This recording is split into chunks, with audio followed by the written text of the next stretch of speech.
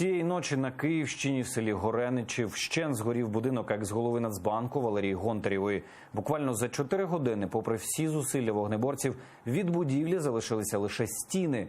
Ймовірною причиною пожежі в поліції назвали підпал. На згарищі поліцейські знайшли світлошумову ракету, яка й могла спричинити пожежу. Більше в сюжеті моїх колег.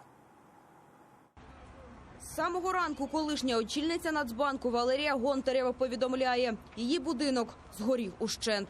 Шановні колеги, щойно наш будинок під Києвом у селі Гореничі спалили. Кинули пляшку із запальною сумішю через паркан. Дім повністю згорів. Пожежникам не вдалося його загасити. Це вже повний і остаточний безлад. Я не знаю, куди звертатися. Терор продовжується. Пожежа сталася о 3-й ранку, а до 7-ї години, попри всі зусилля вогнеборців, від будинку залишилися лише стіни. Незаконне проникнення на територію було. Про це вже заявили у Нацполіції. До того ж, на згарищі криміналісти знайшли світлошумову ракету, яка могла стати причиною займання. Говоримо про те, що все-таки було якесь проникнення сюди, на територію незаконне, невідомої особи, яка і, можливо, і скоїла цей підпал.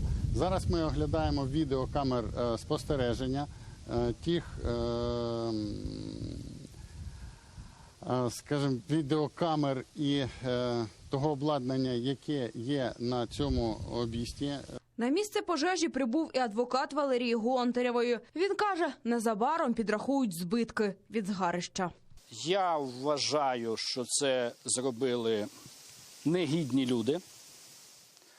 І чому це зробили, з якою метою і для чого, це має встановити слідство. Я сподіваюся, що в зв'язку з тим, що ця подія набула такого неймовірного розголосу, я сподіваюся, що безпосередніх виконавців встигнуть наші правоохоронні органи знайти, як то кажуть, в доброму здравії. Президент та прем'єр очікують від правоохоронців на швидке розслідування підпалу будинку екс-чиновниці. Пожежа у будинку колишньої очільниці НБУ – брутальний злочин, швидке розслідування якого має стати пріоритетом у роботі правоохоронних органів. В Україні всі мають почуватися захищеними, незалежно від колишніх або нинішніх посад і політичних поглядів. Право на безпеку та право на приватну власність мають бути непорушними. Щодо останнього рішення може ухвалювати лише суд. Рішуче засуджують дії зловмисників, які вночі підпалили будинок колишньої очільниці НБУ Валерії Гонтарєвої. Подібні випадки є демонстрацією неприхованого тиску. Більш за те, розцінюють це як спричинення умисної шкоди іміджу нашої країни.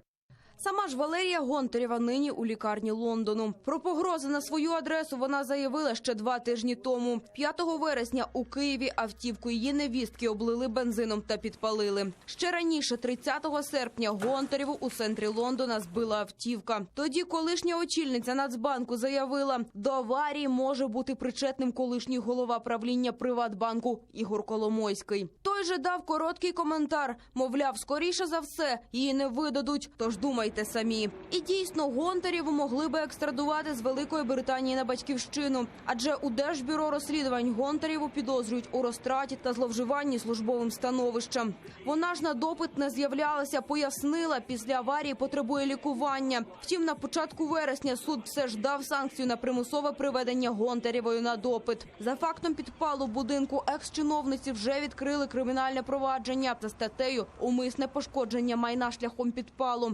Зловмиснику загрожує від 3 до 10 років позбавлення волі.